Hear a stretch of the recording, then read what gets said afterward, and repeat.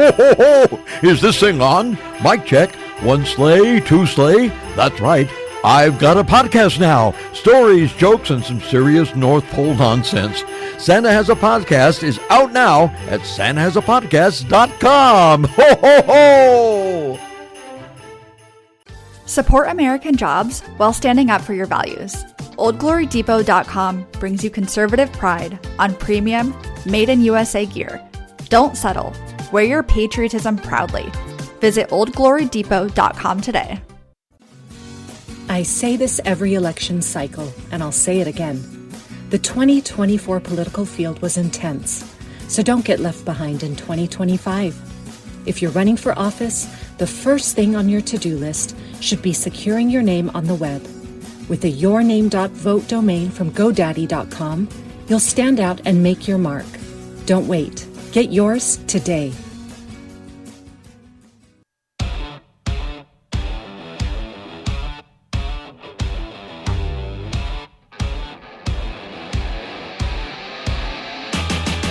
Welcome to another episode of Breaking Battlegrounds. The host Sam Stone. Chuck Warren out of studio today, and our good friend Sean Noble filling in as he often does. He's the host of his own podcast, Light Beer, Dark Money. Sean, always thrilled to have you join us. Be here. Our first guest up today, Matt Orfalea, is an independent video creator turned accidental journalist. Follow him on X at 0RF. Matt, thank you so much. Welcome to the program. Thanks for having me. Very impressive. Pronouncing the name right on first try publicly. Very impressive. All you had to do is ask the basic question. You know what? I ask every Good time, job. and I still mess it up at least a third of the time. I am kind of famous for this, so that I'll take the bow in this situation. Right. Take the bow. My goodness. Cool. And I have I understand it's very difficult, so no hate on the people who mispronounce it. None at all. So tell us about an independent video creator turned accidental journalist. Let's start there. How'd you become an accidental journalist? Well, I was censored on Facebook and back in 2016, and I just reported it. So I just posted it on a blog. I'm like, hey, I'm censored on Facebook. I should start with so what was censored on my Facebook? Well, I had made a video about how PBS had censored the Green Party candidate at the time, Jill Stein. And yeah, so I was just watching, spending the evening with my parents. They're watching PBS News. I'm joining them. And I, as an editor, I have a background in editing, still doing it. And I just noticed a cut that seemed odd to me.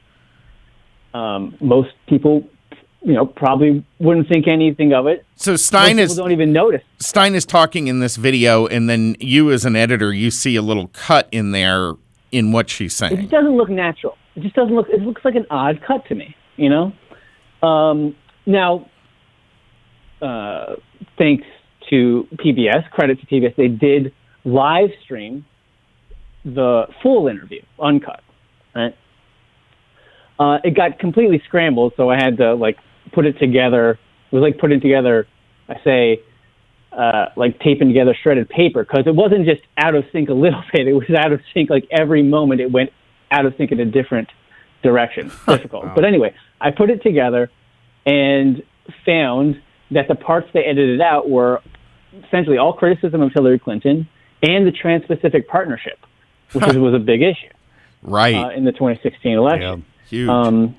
Even though they didn't, I don't think it really got that much coverage. Maybe for very specific reasons, it didn't get that much coverage. Yeah, and maybe it didn't get much coverage because it was edited out, like it was in this case. So I was like, this is pretty messed up. Oh, they also cut out 90% of Stein's response to the last question, which I thought was probably the most, a pretty significant question, which is, why should Americans consider voting third party?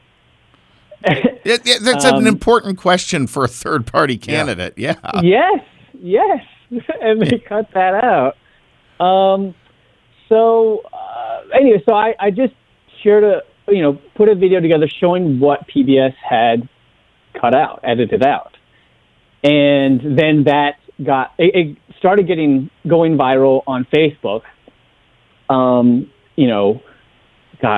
many views? I don't know. I think probably about 100K views in a very short time. And this is somebody who's literally, I had no following at that. Literally zero following. Right. And it's been a while since I've heard someone say went viral on Facebook. Yeah. Yeah. Yeah. Now, the funny thing is, so currently I have 100,000 followers and I get zero, maybe one or two likes, right? And this time I had zero followers, literally zero followers. This is the first video I uploaded on my Facebook page, and which I had just created. And it got 100,000 views, and it was very quickly taken down without any notification. The way I found out that it was taken down, I could have found out by visiting my page, but it wasn't there. There was no written explanation of what happened. But at the time, Facebook was at least giving people who had posted it a message in their timeline. Okay, this was removed because of community standards. Now I looked quickly. So I had these. Community standards. These are all literal clips from her PBS interview, streamed on public television. Yeah, and although some of the clips, remember, they weren't streamed they weren't broadcast on television, just the live stream, right? Right. But anyway, so dozens of people are sending me these screenshots of these notifications Facebook gave them that it was removed. So I was like, God, this is really messed up. I just wrote a little blog about that. Again, this is a blog with no following at all. And we got a response from the PBS ombudsman, who, unfortunately, his name is escaping me at the moment. But he, very accomplished journalist, Washington Post, and at the time he was with PBS. And so he got a response. Of course, almost the entire response was excusing PBS. But the very last paragraph, he was just like, that, of course, time is edited from every broadcast, but sure seems like you said that last question about third parties is kind of relevant for the one interview with the third party candidate. Oh, good grief. So, and so I say accidental journalist because first of all, I wasn't planning on any of that. I never wanted to be a journalist. But after this experience, I was like, geez, if I hadn't done that, if I hadn't documented that, nobody would have known it happened. Right. And also I have to say the PBS ombudsman privately, he did message me and he said I did great work. And so I was like, wow, this big shot at formerly Washington Post and now respected PBS. Journalist. Respected my journalism. I'm not even a journalist. and he didn't give me any compliments publicly. So I'm like, so whatever. So I'm like, wow. It was a really interesting experience. And bottom line was like, well, someone's got to do this work. So. Well, and it's good work that has to be done, and I mean, you obviously over the ensuing years you've learned even more about why this work is important. What do you see as the most important issues facing us now in this respect? Well, censorship is still a big problem, and there's still a big, there's a constant push for that. People want control. Sometimes very often, they argue for more censorship for reasons that most people could empathize with. For example, in this recent case of the Charlie Kirk assassination, we have a Republican who I believe is on the JFK assassination committee. She's arguing, literally pushed TikTok and other social media platforms to censor the video of the shooting of Charlie Kirk. Now, her reasoning is, it's because it's so gruesome. And yes, it is. It's horrible. Yes. But I would argue that the way to handle that is give people control of their own feed to choose whether to turn on or off graphic content, because that content shouldn't be memory hold. The gruesomeness of this should not be memory hold. No. It's important to remember it. It And not to mention, it could, there's the whole value of evidence. I mean, has everyone forgot about the Zapruder film? Right. Well, I want to touch on something. We have just about 2 minutes left in this segment, and then we're going to be bringing you back for the next segment here. But the Republicans reached out and got TikTok to start censoring this video of the graphic shot that took Charlie Kirk's life.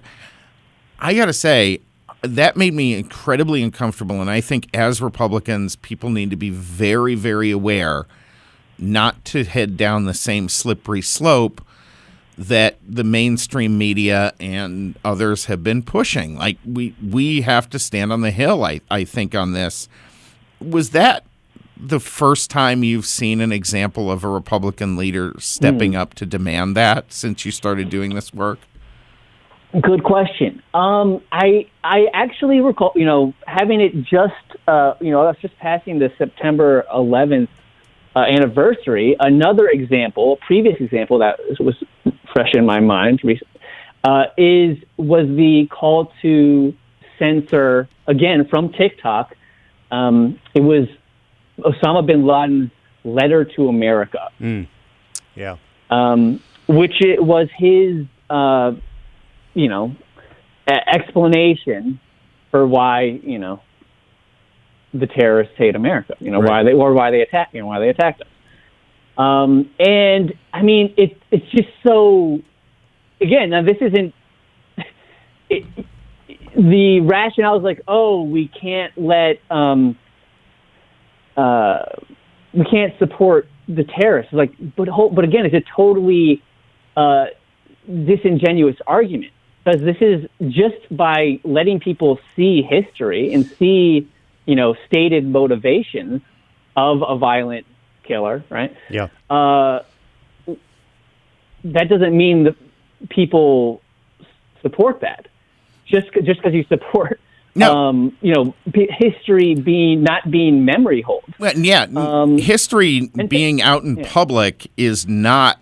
This is something we have to get comfortable with again. History is often uncomfortable, and sometimes you have to be willing to have put in a position where you're made uncomfortable by seeing it. We're going to be coming back with more from Matt Orfalea. I got his name wrong there. In just one moment.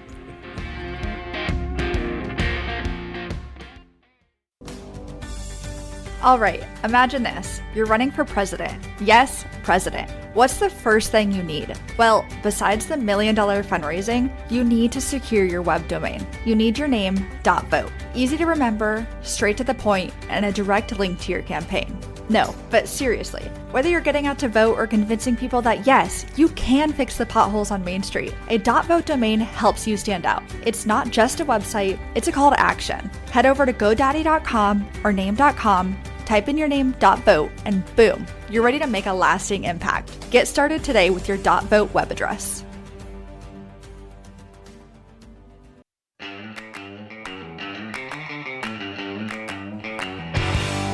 Welcome back to Breaking Battlegrounds. Our guest host in the studio with me today, Sean Noble, the host of Light Beer, Dark Money. You definitely want to check that out wherever you get your favorite podcasts. And on the line with us right now, continuing on, Matt Orfalea. He has been an independent video creator turned accidental journalist.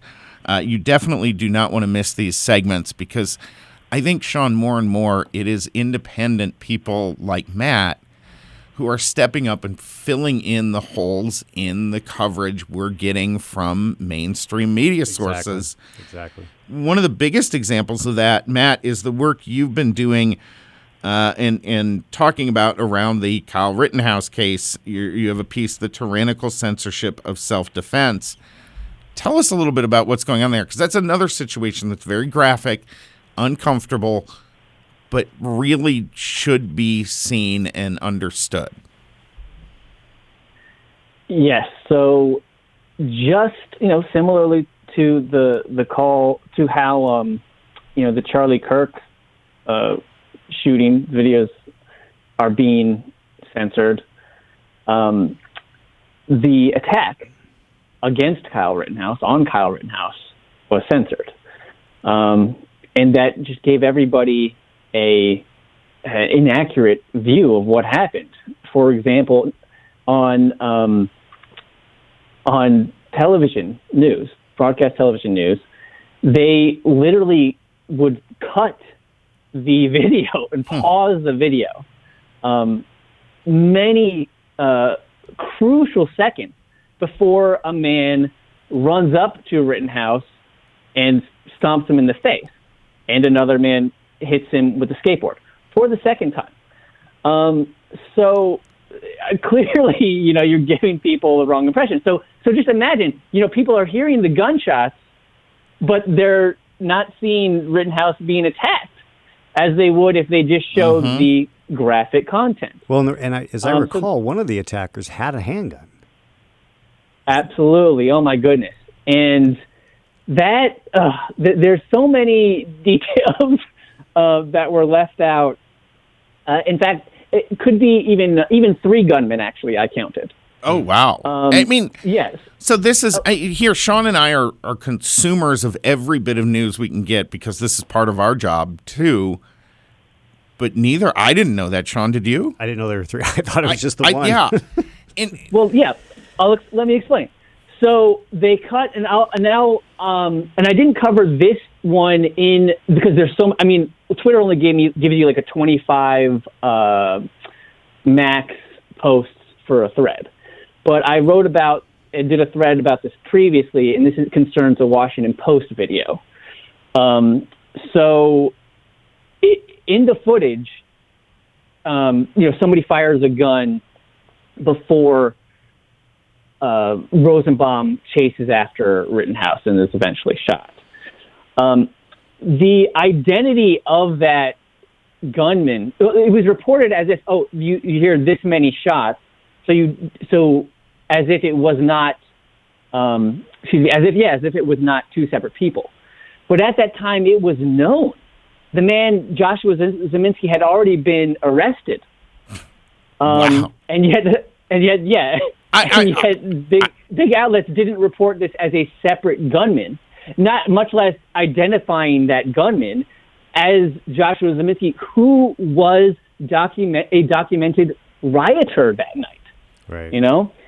Okay. Then after Rittenhouse shoots Rosenbaum, we hear there are several other shots. So he fires 4 shots, and then there's 3 other shots afterwards from someone else. We know it's from someone else.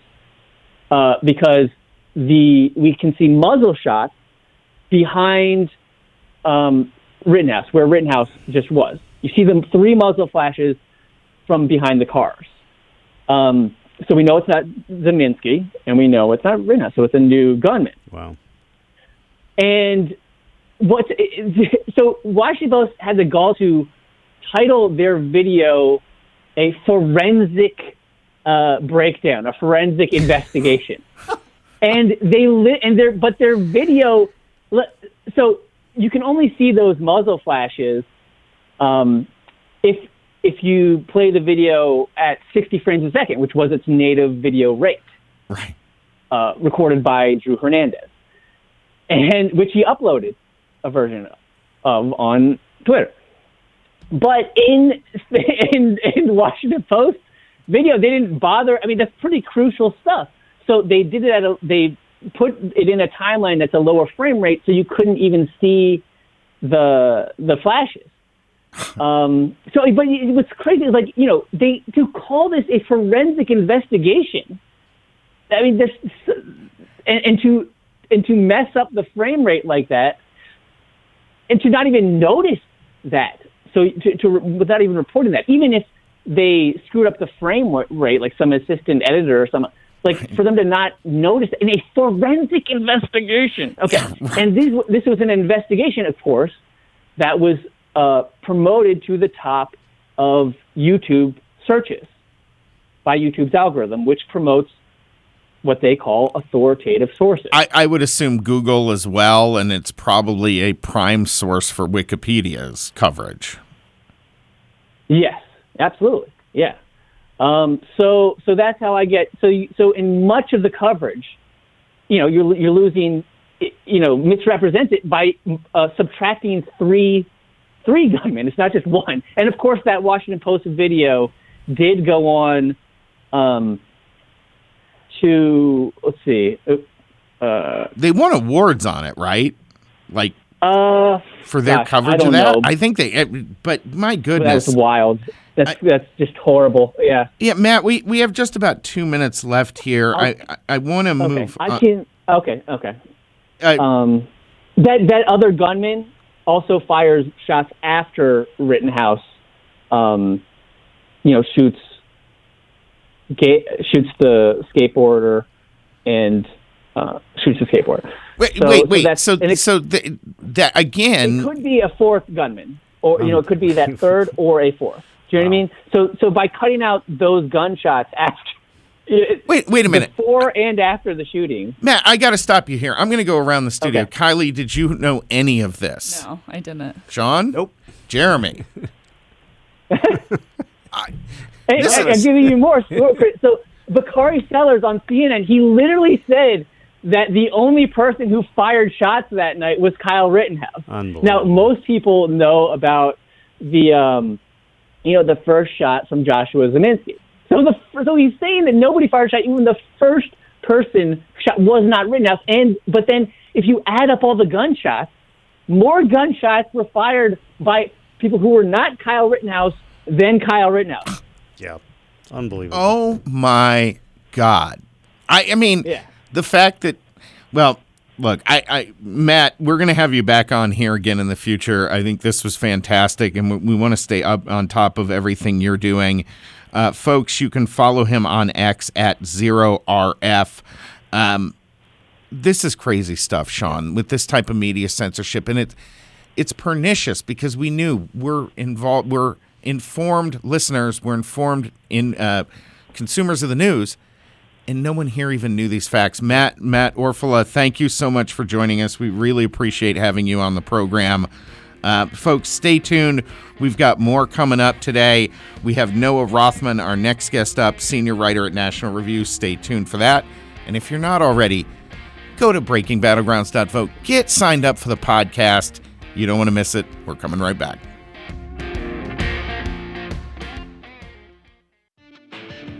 Old Glory Depot isn't just a website. It's a movement. Featuring unapologetically conservative shirts and gear, we're proud to deliver 100% American-made products. From premium materials to bold designs, every purchase supports American jobs and celebrates our country. Show your pride, support your values, and shop oldglorydepot.com because patriotism never goes out of style.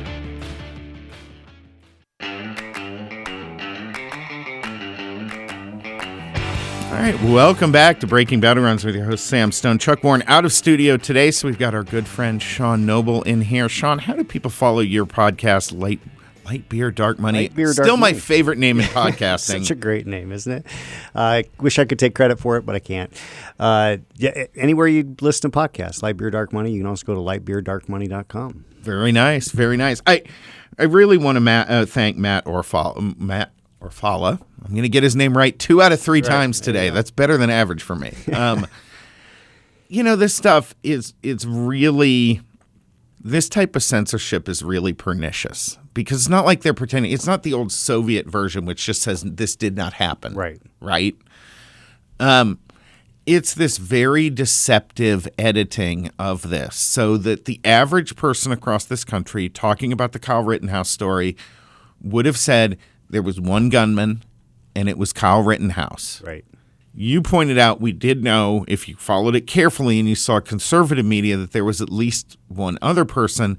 Now you talk to this guy who's really digging into this story. We have 3, maybe 4 others continuing to fire after Rittenhouse did, fired first. I mean, this is the most classic case of self-defense you could possibly imagine outside of a stand your ground in your doorway. Right. Which is why he was vindicated. Right. I mean, he all the charges that were filed against him were dismissed, but if you asked somebody on the left, if you asked a Democrat today, and maybe, we have a lot of Democrats who listen in on this. I get comments, some good, some bad, which we appreciate, all of them. But one of the things there is, folks, you better start looking at each other's media sources. Yeah. I mean, we're sort of forced. This is the thing, and I'm not trying to pound our chest on the right, but we're sort of forced to consume the left's media because it's so prevalent. Yeah. Right? We see your narratives. You're not seeing what we're seeing on the other side of this, and there's plenty of truth that you're missing if that's the case. And that is actually a really good point. The information flow for the typical conservative is a much broader flow than for the typical liberal. I mean, a typical liberal will be completely wed to CNN and MSNBC, and then the big New York Times, Washington Post. And their social media and friend circle, which amplifies it. Right. And if that's your ecosystem, you are in a bubble that is just a completely different view than what the world is. Yeah. And by the same token, if all you do is watch Fox News, you're also in a bubble. Well, right? Or OAN, Newsmax, take your pick, right? On our side, the thing is, and I say you better watch it all. You better consume it all if you want to have any chance, because this stuff, the interesting thing, and I didn't want to kind of put Matt on this spot because this is just pure speculation.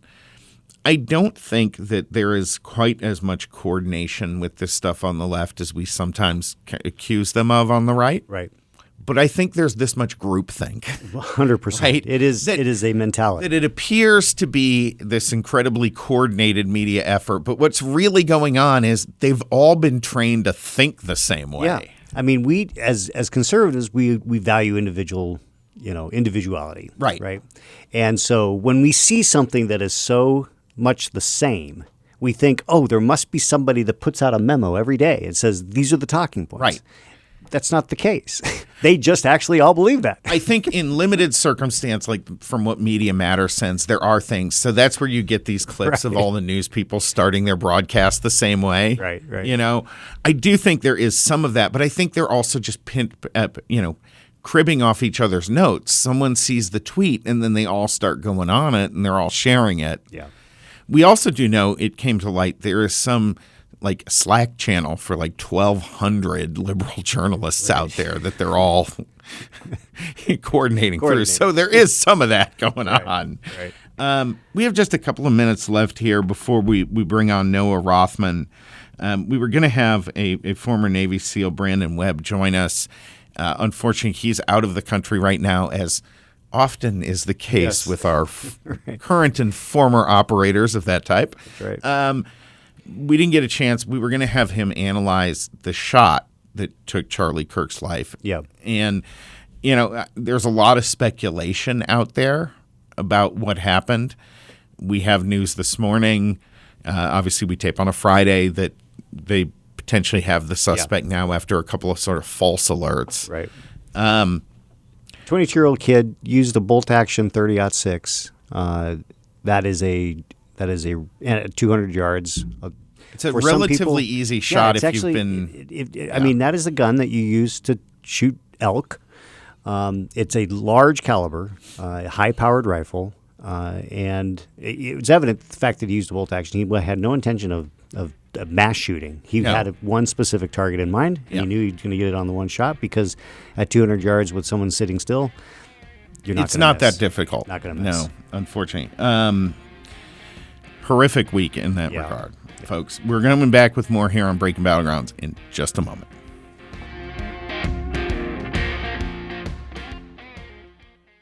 In today's digital world, standing out is more important than ever. Whether you're running for office, leading a cause, or hosting a vote for the cutest pet in town, you need a web domain that's simple, memorable, and action-oriented. You need a .vote web domain. It's clear, impactful, and establishes a lasting presence for your campaign. Don't wait. Head to GoDaddy.com or Name.com, type in your name.vote, and get started today. Because after all, every pet deserves a web address that's as special as they are.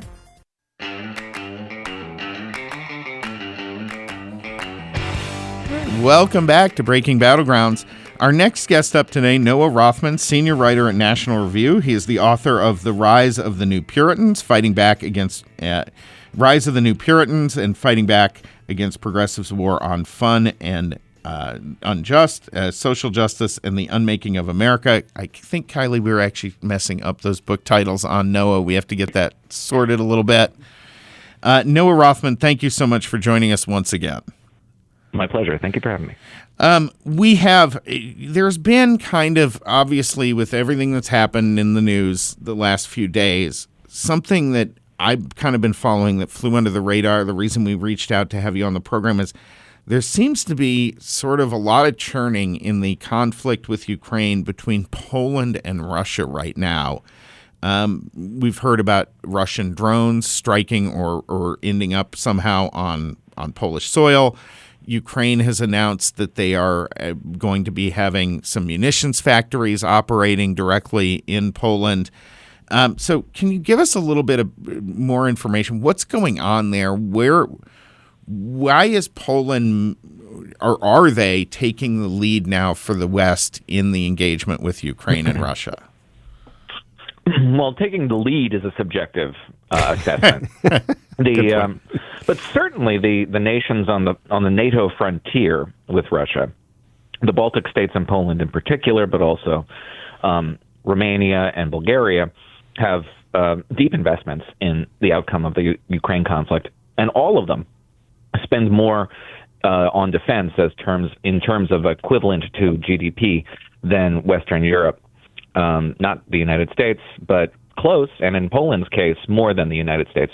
These are very hard targets, which is why it was curious when we had a volley of 17 Russian one-way attack drones enter Polish airspace this week. If you were going to test the NATO response, which would be the objective of such an operation, see how these assets perform in the midst of some sort of a crisis, that's a hard target to test. You know what you're going to get.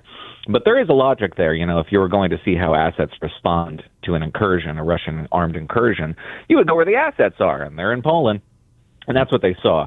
What we witnessed on, I believe it was Tuesday night, was a volley of these drones over the course of several hours, going deep into Poland, into close to Warsaw even, closing airport after airport. It was kind of a scary moment. Wow. Because we got these reports of strange activity in NATO's border, a lot of NATO air assets hitting the air and scrambling and acting frantically, and then silence. No information for the better part of an hour, if even more than an hour, until we started to hear what was happening from Polish officials who confirmed that a Russian incursion had taken place and NATO military assets were engaging Russian combat forces over NATO soil. That's a scary sentence. That's a really scary sentence, because that would technically at least trigger a full NATO response that requires the U.S. to become directly involved, correct? Well, not necessarily. Okay. So what it triggers is NATO's mutual defense provisions, which doesn't necessarily mean right to World War III full-to-gap style invasion. What it means is the party that has been aggressed against can invoke Article 4, which leads to consultations across all the members. And it's a step that is a prerequisite to get to Article 5, which is the mutual defense provisions, which itself has a lot of wiggle room. It doesn't necessarily mean Armageddon. It can be a tailored response, if there's a response at all. But NATO's Article 4 has been invoked in this century alone 7 times by Turkey. It does not mean that there is necessarily going to be a response that's a military response. But Poland will invoke Article 4. Article 4 consultations will take place. I suspect the alliance has no appetite for a military response to this incursion, but a response must be made. There's some argument about whether or not this was accidental, whether it was on purpose.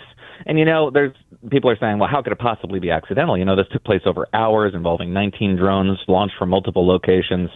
I don't know one way or the other, but it would not be remarkable for there to be an accident on the Russian part, on the part of the Russian military, that unfolds over a long period of time in multiple independent ways. We're talking about the Russian military here. Yeah, right. Right. Never underestimate its capacity for error. Nevertheless, if it was an accident, it doesn't matter. It's an academic question. Moscow would never act like it was an accident. They wouldn't say, oopsie, sorry.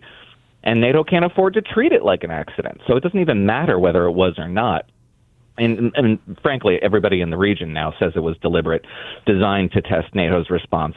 And the response, therefore, must be robust, not just scrambling air assets, but moving material to the front lines, closer to NATO's border. And there is going to be a real debate over whether or not it's absolutely crucial now for the Western Alliance to create some sort of a buffer zone inside Ukraine over the air, and it's something like a no-fly zone, not to protect Ukraine, but to protect NATO. Because NATO's civilians were forced into bunkers over the course of this incursion by a hostile foreign power. That's exactly what NATO was designed to do, and if we don't want to see more of that, should respond to it pretty aggressively. Yeah. And we're kind of fortunate, in fact, that it happened in this way here, as opposed to, say, for example, some sort of a provocation on the ground in Estonia or Latvia, where Russian forces find themselves inside NATO soil, present a de facto condition on the ground, and dare the alliance to do something about it. Present everybody with a die for Danzig scenario. You're really going to go to war with the world's largest nuclear power over tiny Tallinn? Right. That's the nightmare scenario. That's what kept me up at night. And this isn't that. So this is an opportunity to demonstrate resolve, I dare say, on the cheap, compared to the other nightmare scenarios we could be facing.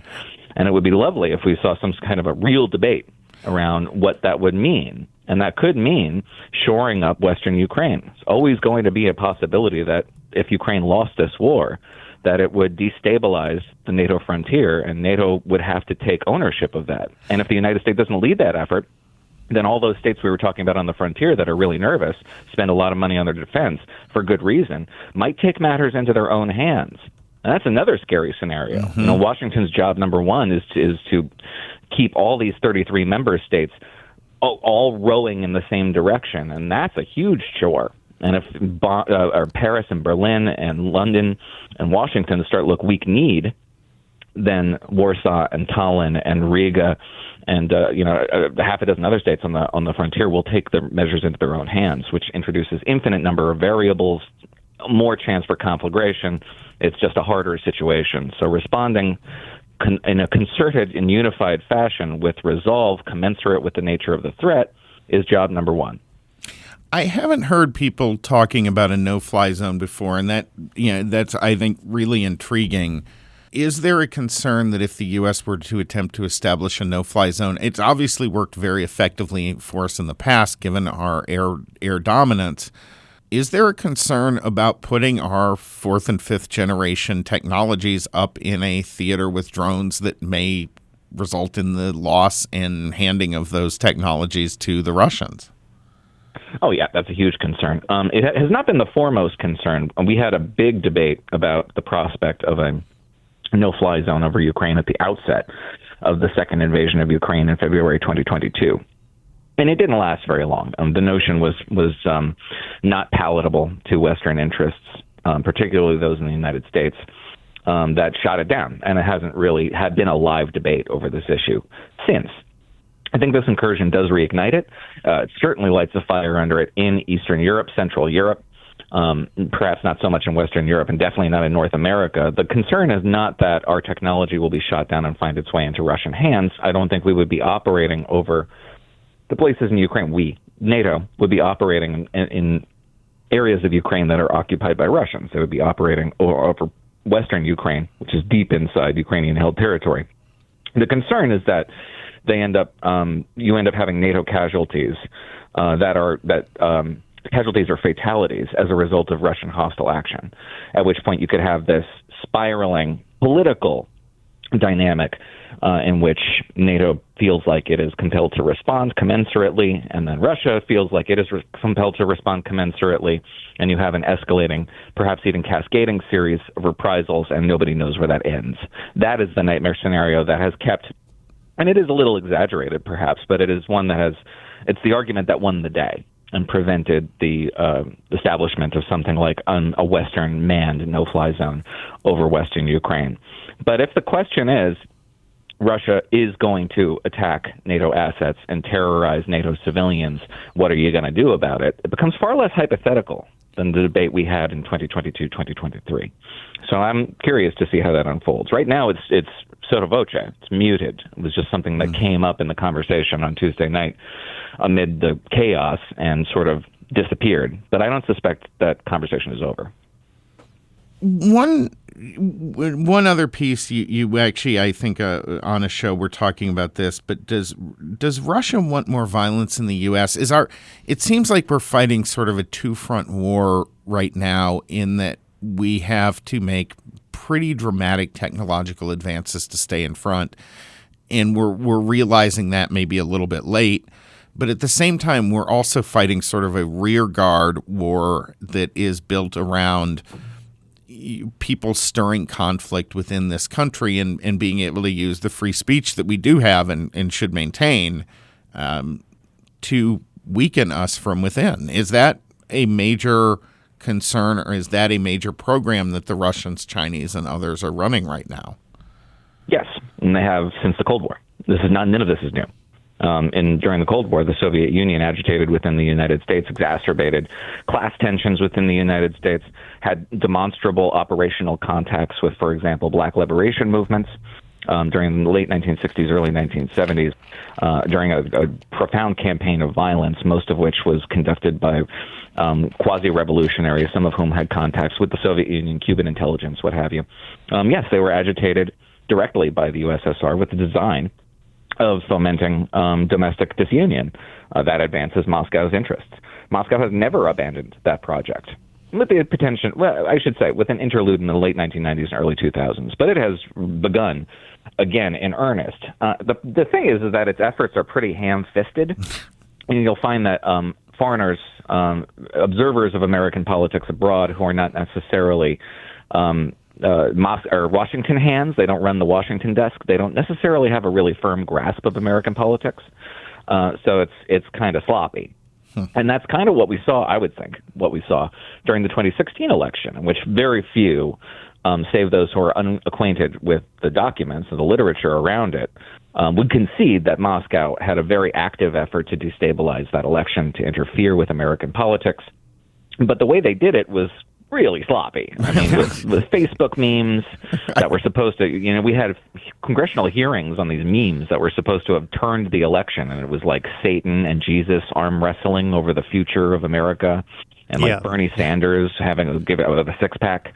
A lot of BLM propaganda echoing the Soviet Union's efforts to activate black liberation movements in the United States.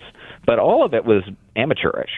And I don't think it had huge effects. But we're seeing it right now. I mean, all you got to do is go look at the Russian feeds, media feeds, your Sputniks and your RTs and what have you, and you'll see the degree to which they're rallying around some of the controversies in the United States right now. The killing of Irina Zaretska, Charlie Kirk. They do want to sow disunion and foment violence inside the United States because that advances their prospects abroad. Real quick, we have just a minute left. You just touched on something there, the killing of Irina Zaretska. How's that playing in Ukraine? What has been the coverage of that there? Has there been any? Because obviously I think it's the killing of a single woman when you're in the middle of a war maybe takes on a different import. But how is that played? I'm going to give you a terrible pundit answer and say, I don't know. Okay. No, that's a great answer. Yeah. I've not seen any coverage of it, and I can't speak to it. No, I love that because it kind of just popped into my mind. It's not anything we discussed before bringing you on the program. Noah Rothman, we always very much appreciate having you here. Folks, follow him on X at Noah C. Rothman and at National Review. He is doing Fantastic work there. And this time I am going to get his books correctly. He is the author of The Rise of the New Puritans, Fighting Back Against Progressives' War on Fun, and Unjust Social Justice and the Unmaking of America. Breaking Battlegrounds will be back on the air next week, but if you're not, go to your favorite podcast place, get signed up, get subscribed. You're missing great stuff. We'll talk to you soon.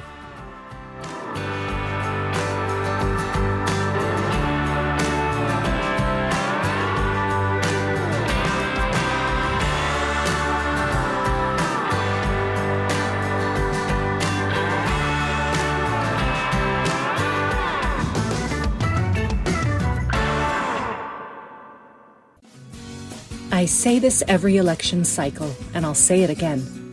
The 2024 political field was intense, so don't get left behind in 2025. If you're running for office, the first thing on your to-do list should be securing your name on the web. With a yourname.vote domain from GoDaddy.com, you'll stand out and make your mark. Don't wait. Get yours today. Ho, ho, ho. What do you get when you mix cocoa, candy canes, and strong Wi-Fi signals? You get a podcast. That's right, Santa has a podcast. I'm telling stories from the North Pole, sharing elf updates, and answering your questions. And yes, spilling some holiday secrets. It's festive, it's fun, and fueled entirely by cookies.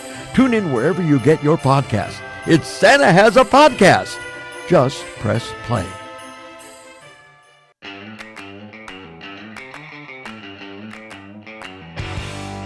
Welcome to the podcast portion of Breaking Battlegrounds. There's Sam Stone joining me in studio today. Sean Noble, host of Light Beer, Dark Money. I want to thank both of our guests, Matt Orfalea and Noah Rothman. Fantastic discussions with both of them. Normally, oftentimes, folks, we get to Kiley's Corner towards the end of this segment, but Sean and I are going to be talking a lot about the Charlie Kirk shooting and everything, assassination. We're going to have to just settle on assassination, Yeah, it's assassination. I think. There's Yeah. no that's evident now. We're going to get to that, and as I often do, I often make sort of light of Kiley's Corner and its murder and mayhem because I think otherwise this stuff drags your soul down. Yeah. Right? Like, Thanks, Kiley. yeah. I'm sorry. No, but see, you don't need to apologize because it's also the reason like a third of our listeners tune into this program and listen to the diarrhea mouth that Chuck and I run all day long. So Just to get to Kiley. right, that's what they're here for. Happening in the corner. So Jeremy, let's give them what they want. Talking about crimes and the ones committed, murder and mayhem in a world of sin and Kiley's on a roll. Kiley's got a corner and she's gonna start spilling out all the true crime in the world we're living in. So come and take a spin and listen in. Okay, so I didn't want to contribute to too much more doom and gloom this week, but I do want to talk about one quick little story that just kind of, I don't know, it changed my perspective on a few things. Well, there's the stabbing on the train this week, and then that nobody did anything. If you guys all watched the video, everyone sat the around. arena, is it Zarutska? I'm probably pronouncing that name wrong also, but the not doing anything, the people just sitting there watching her bleed to death was insane. That bothered me as much as the act. Yeah. And then I saw this story. There was a 29-year-old girl this week in Arizona. She was walking her dog it was like 5 a.m, and her dog ran into the street. So it's still a little dark at this time.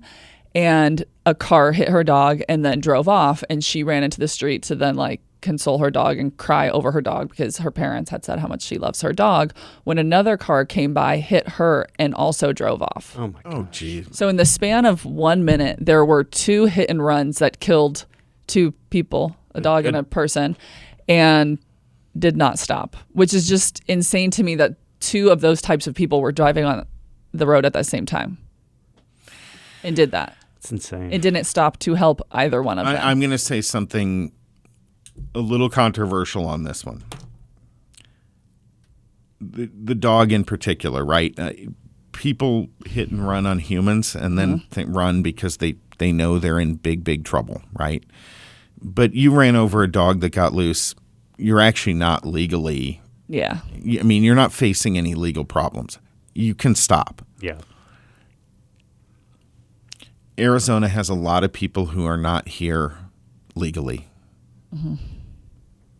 And a lot of times in these type of accidents, I've talked to a lot of Phoenix PD who are saying they're getting a lot more hit and run accidents because these folks know that if they get stopped now, they're getting deported, right? Yeah. That's where the Democrats actually, folks, do have a little bit of an argument about how police interact with people in situations that aren't directly related to an immigration crime, because we do not want people to avoid the police when there's no reason to avoid the police, like hit and run on this dog, which is a heinous act.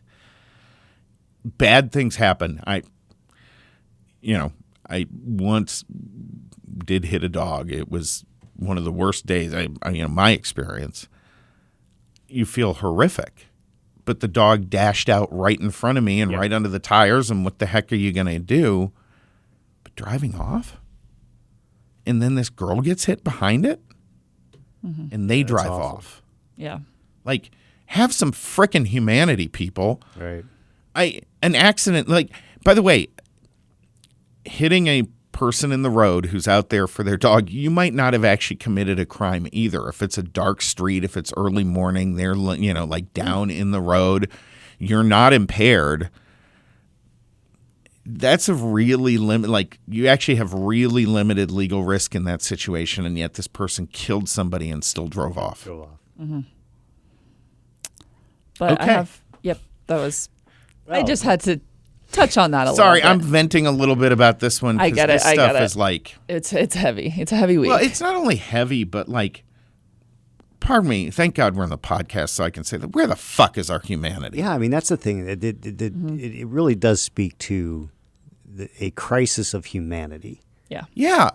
I mean, you killed somebody's dog in front of them, and you were too cold fucking hearted to pull over. Then you killed this person, and you're too fucking cold hearted. Someone stands on stage and says things you disagree with, and you're killing that guy. Yeah. What the fuck is with people? We've got a crisis. There's just no question about it. We can talk about all the various ways that this is perpetrated, but obviously the shooting of Charlie Kirk, the assassination of Charlie Kirk, is a glaring example. But there's just so many. There are things every day. Right. This thing that happened here in Phoenix this week that just speak to a real disease. Breakdown, a breakdown in the fundamental construct of society. Yeah, that's really true. Yeah. Well, I have a little You have more. uplifting story. Okay. I tried to find an uplifting story. Thank God. So, yeah. But it still goes along with my theme. Okay, well. Yeah. So in 2021, in December, there was a father in New Zealand, Tom Phillips. He ran away with his 3 kids after losing a custody battle with them. I saw part of this story. Yeah. I can't remember if I talked about it on here because there has been a few sightings of them over the past couple years. You did. We did have a segment where you talked about the fact that they weren't finding this guy and there had been sightings. Yeah. Sightings in New Zealand or in New Zealand. Yeah. He's been in New Zealand this whole time. New Zealand is not that big. I was going to say seems odd that you could lose yourself in smaller than Montana, isn't it? I don't know. I mean, so he was just living in the woods, they said, and police just couldn't locate him because he'd move him and the kids fairly often, and then they would. Give Trapper Jim the credit here. I know. And then they would pop up in little cities and then they would move to this area, but then they would already moved on. And so they weren't able to find them. And so in May in 2023, there was a bank robbery where he actually involved his oldest daughter, because at this time she's now 10, and involved the oldest daughter, and they were spotted on camera. So they have footage of them there. And then in October of 2024, pig hunters spotted them moving through their farm. How do you with all 3 kids? I got to ask this. How do you rob a bank in a country where you can't have guns? Like, you go in and you're like, give me the money, and they're just start laughing. I don't know, but he just used his camping, hunting, and survival skills, obviously, these past 4 years to survive with his 3 kids. And look, I I'm want to know what the impressed by 3 the kids skills. are thinking. Yeah. But in August of 2025, they were seen on CCTV footage in this small town attempting to rob a business. Again, I don't know what they're using to rob the business. But police were called. This was August 2025. But come 4 days ago, the same business was being robbed again, and police were already looking out for them in this area. And they were on a pedal bike, I believe they call it. And they threw out the spikes, and they ran over the spikes. And then he got in a shootout with the cops, and they shot him. He's now dead. He did have a gun. He did have a gun. Oh, okay. Yeah. Wow. I guess that's how we know we were robbing. Well, now it makes more sense. Yeah, there you go. Got in a shootout with the cops. One of the cops is severely injured. He's dead. By pedal bike, we're talking actually just bicycle, right? They just called it a pedal bike. They spike stripped the bicycle. It's amazing. But so he's dead, and then they got the oldest daughter, and then the 2 kids were back in their remote campsite, and they do believe that they had outside help. So I don't know from who, but they're trying to figure out now who the next or who. There will be more arrests, but I'm with you, Sean. I want to hear from these kids. Yeah. I mean, look, they lost their dad. Horrible, regardless of what he was doing, right? Yeah. Should have been smart enough. Again, this is another case of somebody who should have been smart enough to know when you're caught and just stop. Yeah, I mean, a shootout, it makes no sense. Well, again, for a crime that you're probably only going to serve a few years for. Right.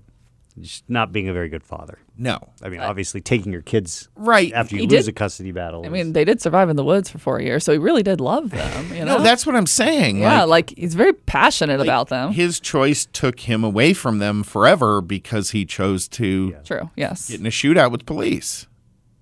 That's just crazy to me. Like, I don't know. Wild. Well, anyways, hopefully the kids were found, and they're going to be reunited with their mom. That's the positive part of the story. All right. I'm guessing that's going to take some adjustment for everybody. Yeah, I'm sure they're. Well, I mean, because the story, right? No. So my question is, if they wanted to be with them, I mean, if the kids, look, you can brainwash children, but if the kids wanted to be with mom, it seems like there's probably plenty of opportunities along the way for them to have separated themselves from dad, right? That's true. What are the ages of the kids? It was like 10, 7, and 6 or something. That's pretty young. When they left, it was like 4 or 5. Well, that's different. But now, No, they must be older than that because I think when they left, it was 3, 4, and like 6 or 7. Okay. And then now they're.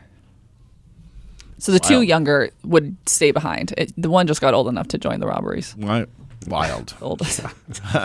To join the robberies. Yeah, family business. Yeah. All right. I think we've probably been kind of half dancing around this, getting into the Charlie Kirk thing, because everybody out there has had their comment on it, and I don't want to belabor the point. I don't want to claim some special kinship. I met Charlie once or twice. I mean, obviously, Turning Point operates here out of Arizona, so we've all had some interaction with them and their folks. I want to talk about something that maybe other people haven't gotten to, and pardon me, folks, if this seems a little cold-hearted, but where the movement goes from here, and what his role in it was, and how you fill it, because I'm not sure it is possible to do that. Yeah. That is a really good question, and on my podcast we recorded yesterday. The things that I said were basically, I happen to have known Charlie since he was 18. I introduced him to Foster Freeze, who became one of his biggest supporters for Turning Point. And the way I look at Charlie is, and what he did from the standpoint of the most important work that he did was when he went on college campuses. Mm-hmm. And interacted with college students. And the way I framed it yesterday, and the way I frame him, is that he is the William F. Buckley of this generation. Yep. That William F. Buckley in the 50s would go on to college campuses, 50s and 60s, go on to college campuses, interact with liberals. He had firing line. He did the things that nobody expected, which were to actually have civil discourse with the other side, vigorous arguments. But he was friends with a lot of the people on the other side.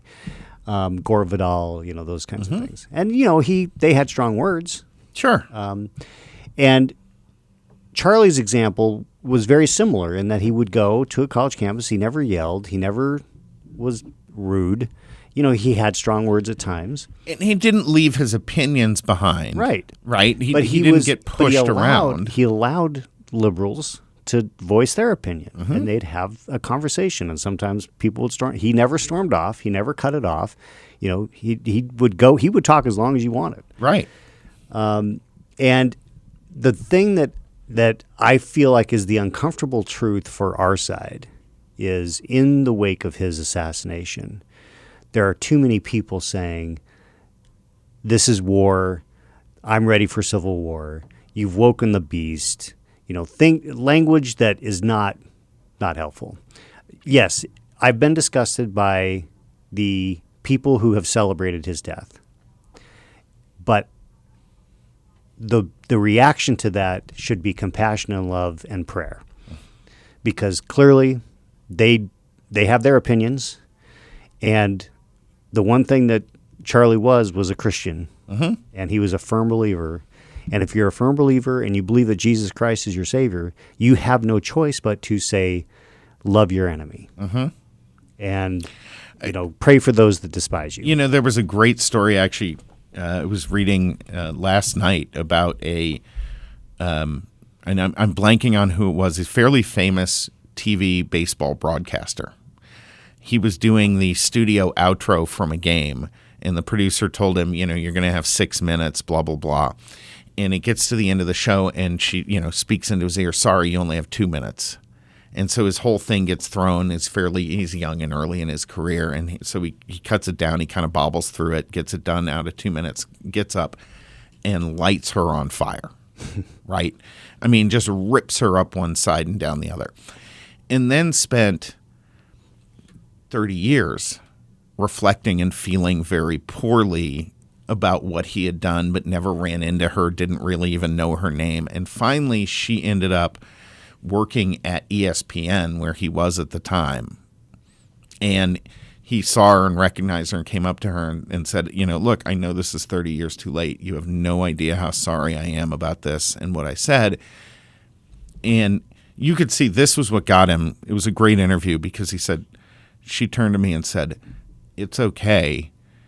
I forgave you the moment you said it because that's what my faith commands me to do." Yeah. And that was Charlie. Yeah. That was Absolutely. Charlie. I mean, that is to me the greatness of Christian biblical tradition is that it is not a tradition of conquest. It is not a tradition of murder to advance or any kind of nefarious. It is a tradition of forgiveness. It is a tradition that is built on accepting your own flaws and seeking to make yourself better in order to benefit everyone around you. Charlie embodied that. Yeah. Whether the left wanted to admit it because he was effective. Yeah, I think that's and I think that was the thing that scared them the most was that he was effective. He was actually turning the tide with young people. And that's where I don't know that we have anybody. I mean, there's other people at a lot of his events who are up on stage with him because if they're out there for 4 or 5 hours, the poor guy can't do it all himself. Brandon Tatum, who I like quite a bit, goes up there and a handful. But there's nobody, the it guy thing or it gal thing. Yeah, there's no replacement there really for isn't. that. There isn't. There will be some who will attempt to do it, and good for them. I mean, I do believe that that this will inspire many people to engage. I hope, because one of the things that I really got worried about was why would anybody who is smart and successful get into the public arena if your life is at risk. I mean, this is, you're not going to run for office. You're not going. But my hope is that the inflection point in our nation's history at this moment is that we go the other direction, that we go to a mission of engagement and actually do tone the rhetoric down. I mean, it's not going to happen overnight.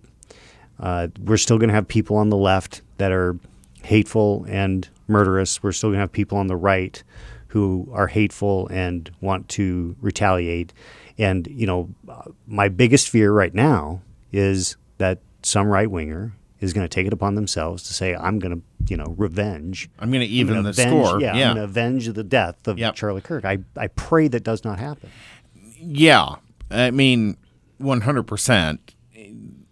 I think the other part of that, too, I may have been right on the line with this right after it happened, and I'll throw this out there to you. My comment was, they better get the guy and anyone involved with it, and they better drop the hammer on him in a big and immediate way. I mean, an immediate way, yeah. And there is a difference between someone who says, I want the rhetoric. I mean, if you have committed the crime, there is a rule of law. But the reason I said that in part is because as I continued, I said, listen, it's getting harder and harder to not justify being in that war. Yeah. And that's why I think one of our big problems, we know where Chuck stands on the death penalty and crime and punishment. One of our big problems is how lengthy the legal system is, how many years it takes to get to a conviction of these people, because we have separated the punishment from the crime. And the fame and the notoriety and the news coverage all happens over here around the crime. And then by the time it comes to the punishment as a footnote in the story, the punishment should be half of the story. Yeah. Yeah. I have an evolving view on the death penalty. I am not as supportive as I used to be. Well, and that's part of your faith journey, right? Exactly. I mean, so yeah. Look, I get it, Chuck. The funny thing is that Chuck is probably legitimately the most. I mean, now he has been throughout our friendship the most religious of our friend group. Yeah, I think your journey is now on that path. But I mean, he has been a man of faith throughout his life, right? Yeah. That man of faith will kill every murderer in the country in a heartbeat. He would line them all up and chop their heads off tomorrow if he could. Yeah. So for your listeners who don't know, I like Chuck, grew up Mormon, but unlike Chuck, I'm not Mormon anymore. I am Catholic, and so I have had a very interesting evolution in my journey on faith. But it is I do have different views about the death penalty than I did when I was a younger man. But that's not to say that this kid shouldn't be punished to the full extent of the law. Yeah. No, look, I actually tend to think the death penalty is great, but the real key is they have to be convicted and go away in public soon after these crimes. We can't have these 3 and 4 and 5 year separations between the act this trial needs to happen very soon. Yeah. And it needs to be swift. Yeah.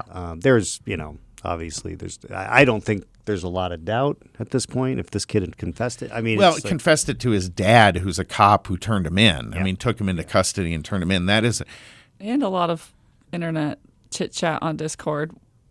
Yeah. Let's. His intentions were exactly what we expected. Yeah. And you know what? Let's recognize how difficult that had to be for his father. Oh my gosh. Yeah. I mean, can you imagine you're a 27-year police officer, you've dedicated your life to the law? Yeah. And then you find out your son did this? That is horrific. Yep. And kudos to him for having the fortitude to take his own son into custody. Yeah. I mean, that's a pretty incredible thing. Yeah. All right. we're going to sign off here now before this gets any heavier and we have any more. But folks, we really, really appreciate you. Every week we do, but we really appreciate you tuning in this week. And we hope all of you out there, I think, I hope I can speak for you on this, Sean, but I think we hope all of you out there find a way over this weekend, maybe after you listen to this program, to find ways to connect with your family, disconnect from the rancor and discord that we have built into our society right now. Find a way to reboot ourselves and get back to being America. Yep. Totally agree. All right, for Jeremy, for Kiley, for Sean, for Chuck, who is MIA off in the big blue yonder today, Sam Stone, we're Breaking Battlegrounds. We're back next week.